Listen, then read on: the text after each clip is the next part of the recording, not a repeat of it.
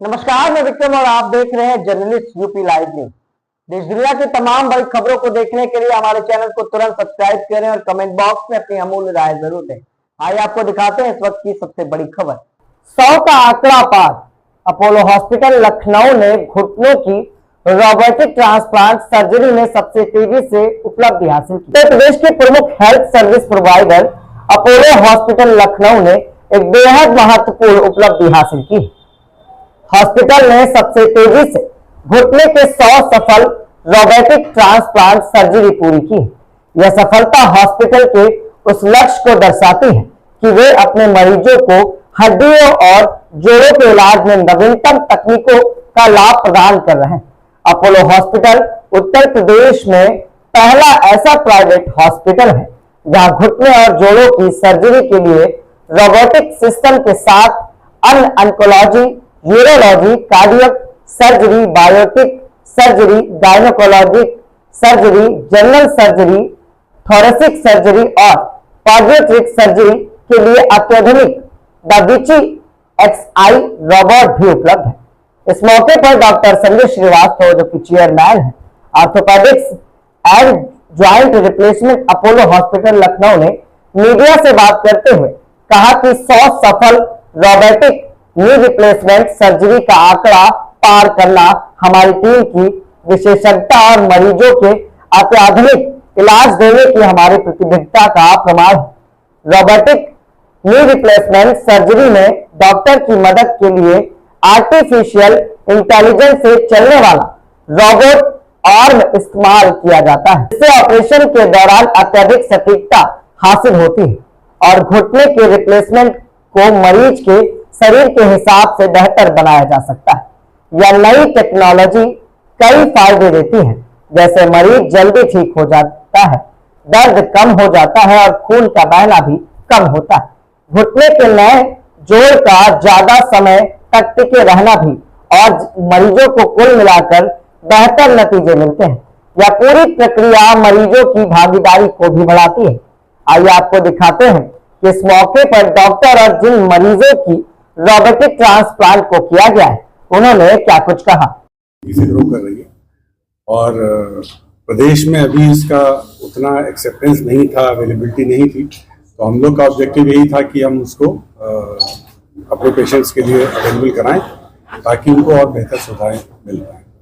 और ये हमारा सफ़र साल भर का बहुत ही अच्छा रहा, क्योंकि हमारे पेशेंट्स हमें खुद एक जो सेटिस्फैक्शन है सर्जरी का कि हमने बेहतर से बेहतर चीज़ अपने मरीजों को दी और उसके जो रिजल्ट हमें मिले हैं वो वाकई इनकरेजिंग है। हम लोग ने कुछ पेशेंट्स को भी कॉल किया था, शायद अभी आए होंगे तो आप मिलकर उनसे भी बात कर सकते हैं कि उनकी क्या फीलिंग है, वो किस तरह से फील कर रहे हैं। सर, रोबोटिक सर्जरीज को लेकर जब स्टार्ट किया था आपने, तो पेशेंट्स के क्या रिएक्शन थे, उस तरह का रिस्पांस मिला? पेशेंट्स रोबोटिक सर्जरी या सर्जरी की बात करें, सर्जरी में सबसे बड़ी चीज होती है मरीज का अपने सर्जन पे फेथ। तो बहुत से पेशेंट्स का ये कहना था, साहब हमें रोबोट से नहीं कराना, हमें आपसे कराना। तो देन हमें उनको समझाना पड़ा कि भाई robot is my assistant, robot is not going to replace me. ऐसा नहीं कि मैं हट जाऊंगा और रोबोट सर्जरी करेगा। रोबोट हमारी प्लानिंग, हमारी सर्जिकल स्किल्स को एनहांस करेगा, कॉम्प्लीमेंट करेगा और बेहतर रिजल्ट हम मरीज को दे पाएंगे। तो धीरे धीरे कुछ पेशेंट्स ने मना किया कि नहीं हम नहीं कराएंगे, हम रेगुलर ही कराएंगे, लेकिन बहुत से पेशेंट्स का ऐसा था जिनका एक रेगुलर किया और दूसरा भी उन्होंने रोबोटिक कराया, क्योंकि उन्होंने और रिजल्ट देखे हॉस्पिटल में जब थे कि जो रोबोटिक में उनके रिजल्ट बेटर थे, तो उन्होंने कराया। तो धीरे धीरे किसी भी नई चीज की एक्सेप्टेंस आने में थोड़ा टाइम लगता है, लेकिन अब कोई इशू नहीं है। अब तो पेशेंट खुद आते हैं कि हमें रोबोटिक ही कराना। सर, ये रोबोटिक जो ट्रांसप्लांट है उत्तर प्रदेश में कहाँ पर ये अभी मेट्रो सिटीज में, दिल्ली, बॉम्बे में तो बहुत जगहों पे अवेलेबल है, बट यूपी में सर क्या फायदा है robotic surgery? Robotic surgery is more precise. सबसे बड़ी जो चीज है, जॉइंट का जो अलाइनमेंट होता है वो जितना बेहतर होगा, वो जॉइंट उतना बेहतर काम करेगा और उतने लंबे समय तक चलेगा।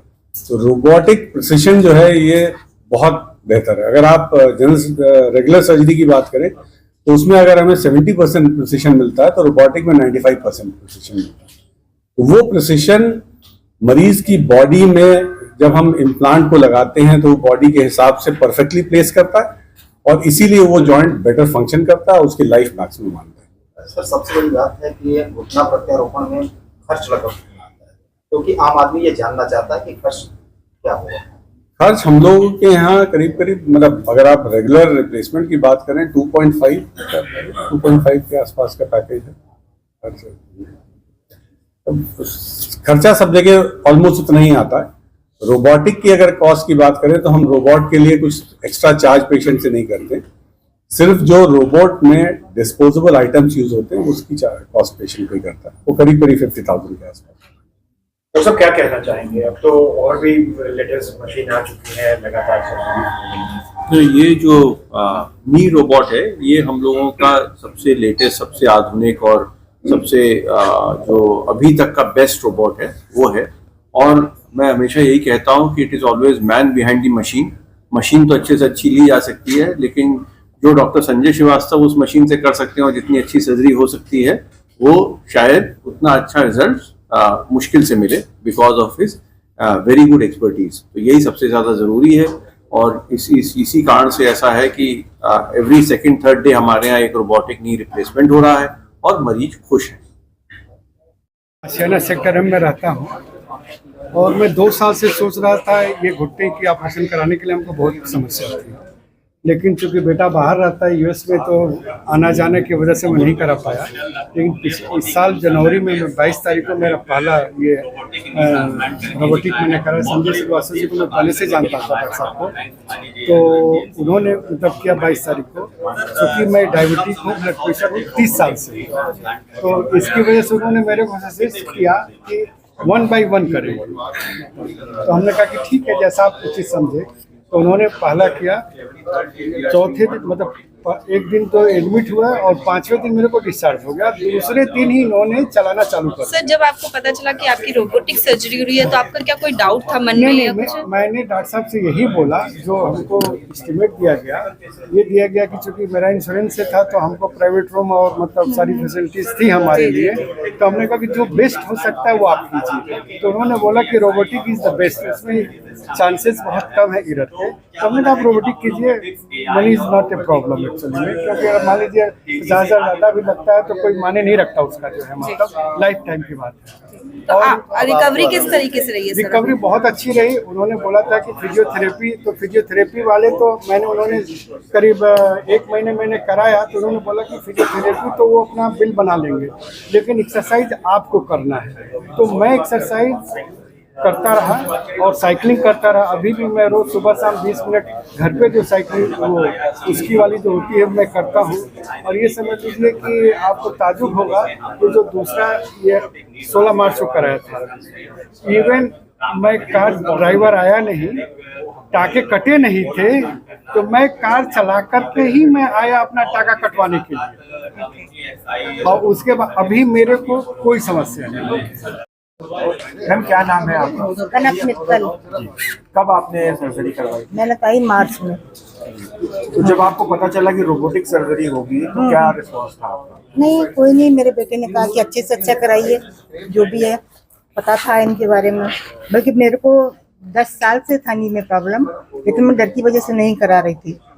और अब आपकी कैसी अवस्था है? अब वो है कि अभी एक ही में हुआ है मेरा, दूसरे में मेरे नहीं हो पाया, वो रॉड पड़ी हुई है इसलिए। तो उन्होंने कहा 1 साल के बाद करेंगे। तो मेरे को चलने में थोड़ी सी समस्या आती है, क्योंकि एक पैर थोड़ा झुकता है। नहीं, जिसमें अभी सर्जरी हुई है वो तो ठीक है, वो तो ठीक है। कितने समय लगा आपको रिकवरी होने में? देखिए, ऐसे मेरा ब्लड प्रेशर भी था, वो था, तो मुझे 1.5-2 महीना लग गया। लेकिन अब मैं ठीक, एक्सरसाइज वगैरह करती हूँ, सब करती हूँ।